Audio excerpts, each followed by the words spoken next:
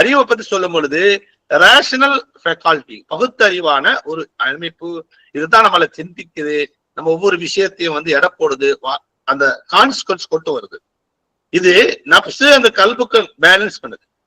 நப்சையும் கல்வியும் ஒரு பேலன்ஸ் பண்றதுக்கு, ஒரு லாஜிக்கா பேலன்ஸ் பண்றதுக்கு இந்த அக்கல் தான் யூஸ் பண்ணுது. இதுக்கு மீடியேட்டர் யார் இருக்கிறாங்கன்னா ரூஹ் தான் இருக்கிறாங்க.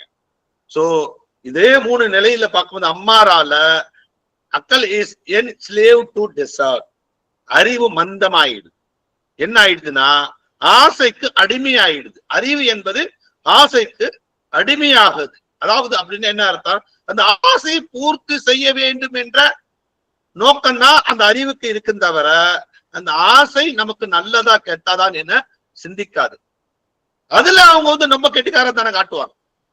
ஒரு ஆளுடைய காலை வாரிட்டு பதவி அடையணும், ஒரு ஆளை எப்படி ஏமாத்தணும், ஒரு விஷயத்தை எப்படி திருடணும், கிரிமினலா இருப்பாங்க.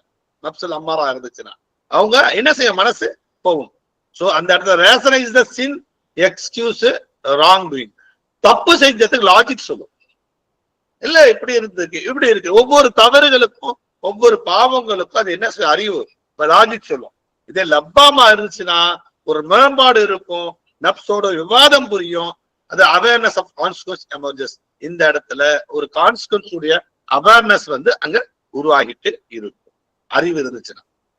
சோ முத்மையினாலனா தெய்வீகத்தோட இணைந்து இருக்கும்.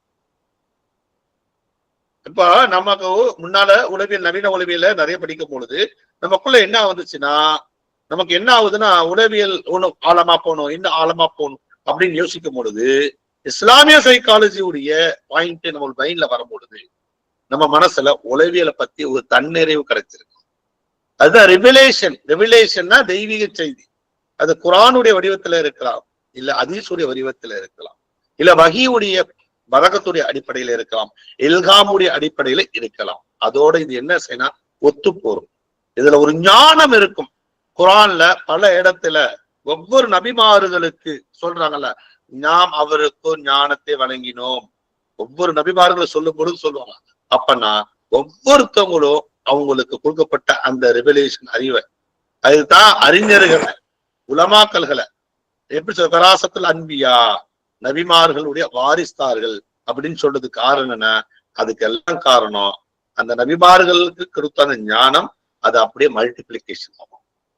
இன்னைக்கு எந்த அளவு இருக்குன்னு சொன்னா நான் அதை பத்தி பேசினா நிறைய பேசிட்டு இருக்கலாம். சோ அவங்களுக்கு அதே சமயத்துல கிளியாரிட்டி இருக்கோ முத்மையின் நிலையில இருக்கு.